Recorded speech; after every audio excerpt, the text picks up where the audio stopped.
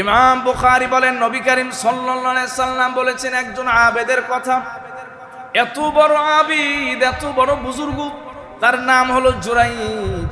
তিনি সব সময় তার ইবাদতখানায় বসে বসে আল্লাহর বন্দেগী করতেন, ইবাদত করতেন। একবার মা অসুস্থ অবস্থায় বারবার জুরাইজকে ডাকতেছেন, তিনি নফল নামাজের মধ্যে দাঁড়িয়ে গেছেন, নফল নামাজ পড়তেছেন।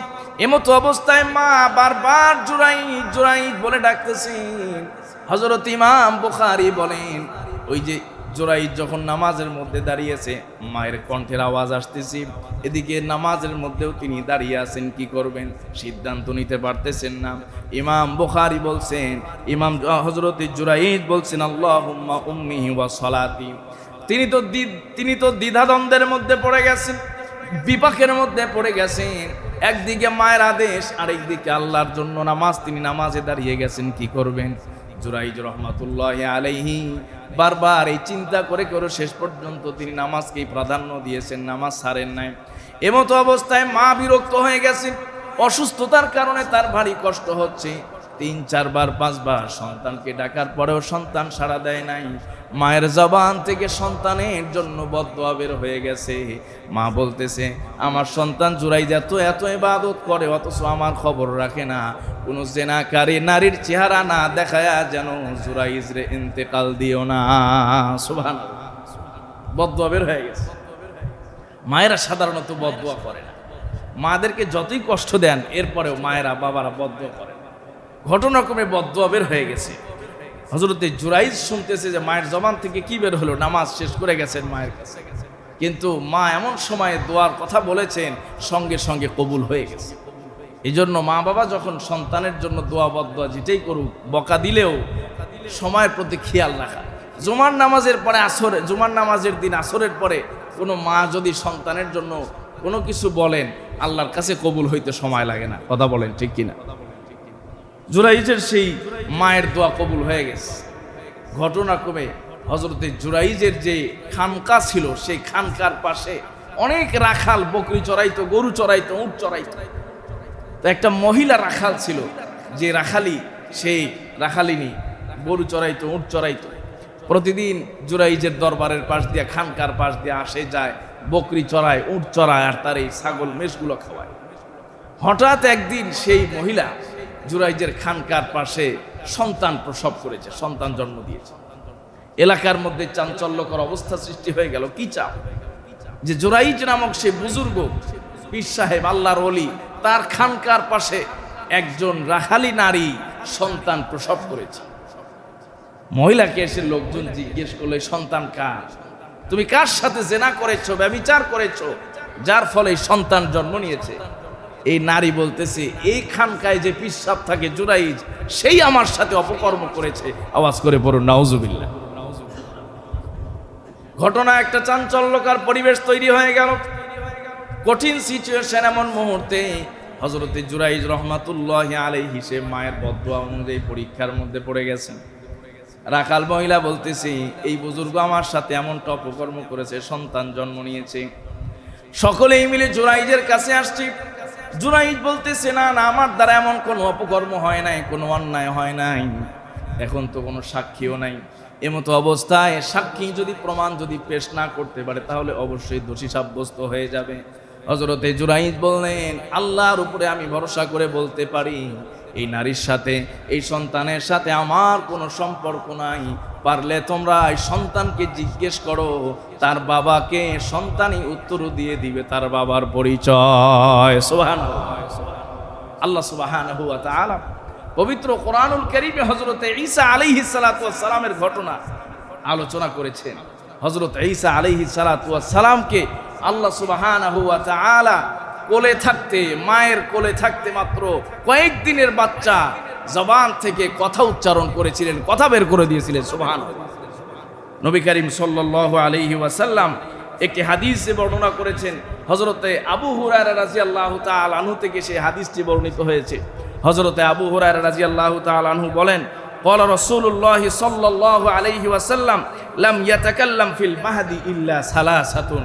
এই পৃথিবীর জমিনে দোলনায় থাকা শিশুদের মধ্য থেকে কেবলমাত্র 3 জন শিশু এমন যারা দোলনায় থাকতেই কথাবার্তা বলেছেন, জবান খুলেছেন, তারা সাক্ষী দিয়ে গিয়েছেন। আওয়াজ করে বলুন সুবহানাল্লাহ। 1 নাম্বার হযরত ঈসা আলাইহিস সালাতু ওয়াস সালাম। হযরতে মারিয়াম আলাইহা সালাতু ওয়াস সালামের ব্যাপারে যখন সকলে অপবাদ দিচ্ছিল যে মারিয়াম আনতি জিকতি আমরান ফারিয়া, তুমি তো একটা জঘন্য কাজ করেছো, তোমার মা ভালো, বাবা ভালো, আত্মীয় স্বজনরা এত ভালো মানুষ, আর এরপরে তুমি এত বড় জঘন্য কাজ করলে। হযরত মারিয়াম আলাইহা সালাতু ওয়াস সালাম বলছেন, যদি আজকে আমি পৃথিবীর মানুষ এর স্মৃতি থেকে মুছে যেতাম, মানুষ যদি আমাকে ভুলে যেত, তাহলে আমি শান্তি পেতাম। কারণ এই মন্তব্য, এই জঘন্য অপবাদ, এটা সহ্য করার মতো ক্ষমতা আমি মারিয়ামের নাই। হযরত মারিয়াম আলাইহা সালাতু ওয়াস সালাম কথা বলে কয়জনকে বুঝাবেন, কয়জনকে তিনি উত্তর দিবেন? হযরত মারিয়াম আলাইহা সালাতু ওয়াস সালাম বলেন, আজকে আমি কারোর সাথে কোনো কথা বলবো না। যা কথা বলা দরকার এই সন্তানের সাথে কথা বলো। আওয়াজ করে পড়েন সুবহানাল্লাহ। লোকজন এসে জিজ্ঞেস করলো, মারিয়াম এই সন্তানের পরিচয় সম্পর্কে জানতে চাই। হযরত মারিয়াম আলাইহা সালাতু ওয়াস সালাম জবান না খুলে কেবলমাত্র আঙ্গুলটা দিয়া সন্তানের দিকে ইশারা করলেন, এই সন্তানকে জিজ্ঞেস করো। মানুষজন আশ্চর্য হয়ে গেল, কি ব্যাপার, এই যে শিশু বাচ্চা, মাত্র কয়েকদিনের বাচ্চা, কিভাবে কথা বলবে? আবার যখন আঙ্গুল দিয়ে ইশারা করছে সন্তানকে জিজ্ঞেস করো, আল্লাহ পাক রব্বুল আলামিন ঈসা আলাইহিস সালাতু ওয়াস সালামের জবান খুলে দিয়েছেন। তিনি যে সর্বপ্রথম কথাটি আলোচনা করেছেন, উচ্চারণ করেছেন, পবিত্র কোরআনুল কারীমে আল্লাহ পাক বলেছেন, ক্বালা ইন্নী আবদুল্লাহ আতানিয়াল কিতাবা ওয়া জাআলানি নাবিয়্যা। হযরত ঈসা আলাইহিস সালাম বলছেন, আমার পরিচয় হলো আমি আল্লাহর একজন গোলাম। সুবহানাল্লাহ। আমার পরিচয় আমি আল্লাহর গোলাম। আতানিয়াল কিতাব, আমাকে আল্লাহ কিতাব দিয়েছেন, ওয়া জাআলানি নাবিয়্যা, আমাকে আল্লাহ নবী বানিয়েছেন। আওয়াজ করে বলুন সুবহানাল্লাহ। এই যে একজন সন্তান যে দোলনায় থাকতে, কোলে থাকতেই কথা বলেছিল, নবী করিম সাল্লাল্লাহু আলাইহি সাল্লাম বলছেন, আরেকজন শিশু, এই যে জুরাইজের ঘটনায়, এই শিশু নিজেই হযরতে জুরাইজের চরিত্রের পবিত্রতার সার্টিফিকেট দিয়ে ওই যুগে, ওই সময় পুরা মজলিসের মধ্যে সাক্ষী দিয়ে হযরতে জুরাইজকে পবিত্র করেছিল। হযরত জুরাইজ বলছেন, আমার কোনো সাক্ষী নাই, আমার সাক্ষী হলেন আল্লাহ। তোমরা যদি বিশ্বাস না করো, সন্তানকে জিজ্ঞেস করো তার বাবাকে। তাকে জিজ্ঞেস করা হলো, তোমার বাবাকে? ওই কোলের শিশু উত্তর করেছে, আমার বাবা হলো অমুক এলাকার অমুক রাখাল। আওয়াজ করে বলুন সুবহানাল্লাহ। সম্মানিত প্রিয় ভাইয়েরা, এরপর নবী করিম সাল্লাল্লাহু আলাইহি সাল্লামের হাদিস থেকে জানা যায় যে আরেকজন সন্তান এই পৃথিবীর জমিনে দোলনায় থেকে, কোলে থেকেই কথা বলেছিল। একজন মহিলা তার সন্তান নিয়ে রাস্তা দিয়ে হেঁটে যায়। রাস্তা দিয়ে হেঁটে যাওয়ার সময় লক্ষ্য করলেন একজন মানুষ দামি পোশাক পরে এভাবে ঘোড়ার পিঠে চড়ে সোয়ার করে চলে যাচ্ছে, সোয়ার হয়ে চলে যায়। মহিলার দেখে মনের মধ্যে লোভ লাগলো যে এত সুন্দর পোশাক পরে এত সুন্দর মানুষ এত দামি ঘোড়ার উপরে চলে যায়। আমার কোলের সন্তানটা যদি এই সুন্দর ঘোড়ার মালিক হতে পারতো, এত সুন্দর দামি পোশাক পরতো, ভবিষ্যতে যদি এত সম্পদের মালিক হতে পারতো। আল্লাহর কাছে দোয়া করতেছে, আল্লাহ আমার সন্তানটাকে আপনি এই যুবকের মতো, মানুষের মতো ধনী বানায় দিবেন, এর মতো উত্তম পোশাক পরিধানের তৌফিক দিবেন, উত্তম বাহন নিয়ে চলার মতো তৌফিক দান করবেন। হাদিস শরীফের মধ্যে এসেছে, লম্বা হাদিস, নবী করিম সাল্লাল্লাহু আলাইহি ওয়াসাল্লাম বলেছেন, ওই সন্তান সঙ্গে সঙ্গে মায়ের কোল থেকে উত্তর করেছে, আল্লাহ আমি এমন যুবক হতে চাই না, কখনো আপনি আমার মায়ের দোয়া কবুল করবেন না। সুবহানাল্লাহ।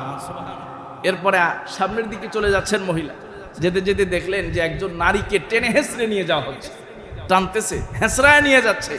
আর মহিলা বারবার বলতেছে যে আমি জেনা করি নাই, আমি অন্যায় করি নাই, অপবাদ, আমাকে অপবাদ দেওয়া হচ্ছে। এই নারী তার সন্তানের দিকে তাকায় আল্লাহর কাছে দোয়া করতেছেন, মালিক আমার সন্তানকে যেন এই নারীর মতো অবাধ্য, এই নারীর মতো জেনাকারী নারী বা জেনাকারী মানুষ হিসাবে যেন আমার সন্তান বড় না হয়। সঙ্গে সঙ্গে সন্তান কোল থেকে উত্তর দিচ্ছে, আল্লাহ আমি এই নারীর মতোই হতে চাই, তুমি আমাকে নারীর মতো হওয়ার তৌফিক দান করো। আওয়াজ করে বলুন সুবহানাল্লাহ। সন্তানকে জিজ্ঞেস করা হলো যে একজন সুন্দর মানুষ সুন্দর কাপড় পরে বড় বাহনে চড়ে যাচ্ছে, সেই জন্য দোয়া করা হলো, আর তুমি বললে না এমন হতে চাই না। আর একজন জেনার অপবাদ দেওয়া নারীকে টেনে হেঁচড়ে নিয়ে যাওয়া হচ্ছে, আর তুমি বললে আমি তার মতো হতে চাই। সন্তান উত্তর করেছে যে যেই মানুষটাকে সুন্দর পোশাকে বড় বাহনে চড়ে যে চলতে দেখা গিয়েছে সে ছিল একজন মস্ত বড় জালিম, সুতরাং আমি বড় হয়ে এত বড় জালিম হতে চাই না। আওয়াজ করে পড়ুন সুবহানাল্লাহ। আর যে নারীকে টেনে হেঁচড়ে নিয়ে যাওয়া হচ্ছে সে নারী ছিল একজন নির্দোষ নারী, অন্যায়ভাবে তাকে অপবাদ দেওয়া হয়েছে, অথচ সে একজন আল্লাহর ওলি, আল্লাহর সাথে তার ভালো সম্পর্ক। আমি চাই বড় হয়ে যেন তার মতো আল্লাহওয়ালা হতে পারি। আওয়াজ করে পড়ুন সুবহানাল্লাহ। সম্মানিত ভাইয়েরা, এই জন্য বলছিলাম যে মায়ের দোয়া এবং বদদোয়া, বাবার দোয়া এবং বদদোয়া দুটোই সন্তানের জন্য বুলেটের মতো কাজ করে, সেটা কার্যকারী হয়ে যায়। হযরতে জুরাইজের সেই ঘটনা থেকে আমরা এটি শিখতে পারি। সম্মানিত ভাইয়েরা, আরেকটি গুরুত্বপূর্ণ ঘটনা আছে। এই ঘটনা প্রবাহ, এই ঘটনাগুলো এবং এই ঘটনা প্রবাহ, অসংখ্য ঘটনা প্রবাহ যা আছে আমাদের দেশে বহুলভাবে প্রচলিত, পরিচিত এবং বহুল আলোচিত, এগুলো অনেক সময় কি হয়ে থাকে আমাদের আলোচনায় আসে, আলোচনা করা হয়।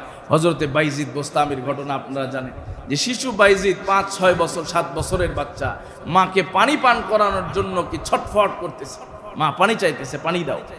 বাস, ঘরের পেয়ালায় পানি নাই, কলসে পানি নাই, পাশে টিউবওয়েলে গেছেন সেখানে পানি নাই, দূর থেকে পানি আনছে, আনতে আনতে মা ঘুমায় গেছে। আসার পরে পানির জন্য যে মাকে ডাক দিবেন, মনের মধ্যে ইতস্ততা লাগতেছে যে আমি যদি মাকে ডাক দিই, এই মুহূর্তে মা ঘুমিয়েছেন, মায়ের কষ্ট হবে। সারা রাত শেওরে পানির পেয়ালা নিয়ে দাঁড়িয়ে আছেন, ফজরের সময় মা ঘুম থেকে জেগে দেখেন সন্তান পানির পেয়ালা হাতে নিয়ে দাঁড়িয়ে আছে। আওয়াজ করে পড়ুন সুবহানাল্লাহ। মা সাথে সাথে 2 হাত তুলে দোয়া করেছেন, আল্লাহ আমার সন্তানকে আপনি সুলতানুল আরিফিন বানায় দেন, আমার সন্তানকে আপনি যুগশ্রেষ্ঠ আল্লাহর ওলি বানায় দেন। সুবহানাল্লাহ। হযরতে বাইজিদ বোস্তামি রহমাতুল্লাহি আলাইহি মায়ের দোয়া কবুল হয়েছেন, তিনি তার যুগের শ্রেষ্ঠ বুজুর্গ, অন্যতম আল্লাহর ওলি হয়েছিলেন। আওয়াজ করে পড়ুন সুবহানাল্লাহ। প্রিয় মুসলমান ভাইয়েরা, নবী করিম সাল্লাল্লাহু আলাইহি ওয়াসাল্লামের হাদিস, নবী করিম সাল্লাল্লাহু আলাইহি ওয়াসাল্লাম বলেছেন, আল জান্নাতু তাহতা আকদামিল উম্মাহাত, যে মায়েদের পায়ের নিচেই হলো তোমাদের জন্য জান্নাত রয়েছে। শুধু তাই নয়, নবীজি সাল্লাল্লাহু আলাইহি ওয়াসাল্লাম আরো বলছেন, রিদার রাব্বি ফি রিদাল ওয়ালিদি ওয়া সাখাতুর রাব্বি ফি সাখাতিল ওয়ালিদ। তুমি যদি তোমার মালিককে সন্তুষ্ট করতে চাও, মালিকের সন্তুষ্টি যদি অর্জন করতে চাও, তাহলে তোমার কাছে যেই 2 জন মানুষকে আল্লাহ পাক পাঠিয়েছেন, যেই 2 জন মানুষের মাধ্যমে তোমাকে আল্লাহ দুনিয়াতে প্রতিপালন করলেন, জন্ম দিলেন, লালন পালন করলেন, যেই 2 জন মানুষের মাধ্যমে আল্লাহ তোমাকে দুনিয়াতে এত সুখ স্বাচ্ছন্দ্য আরামায়েশের ব্যবস্থা করলেন, তাদেরকে সন্তুষ্ট করো, তাদেরকে সন্তুষ্ট রাখো, অটোমেটিক যিনি সন্তুষ্ট হয়ে যাবেন তিনি কে?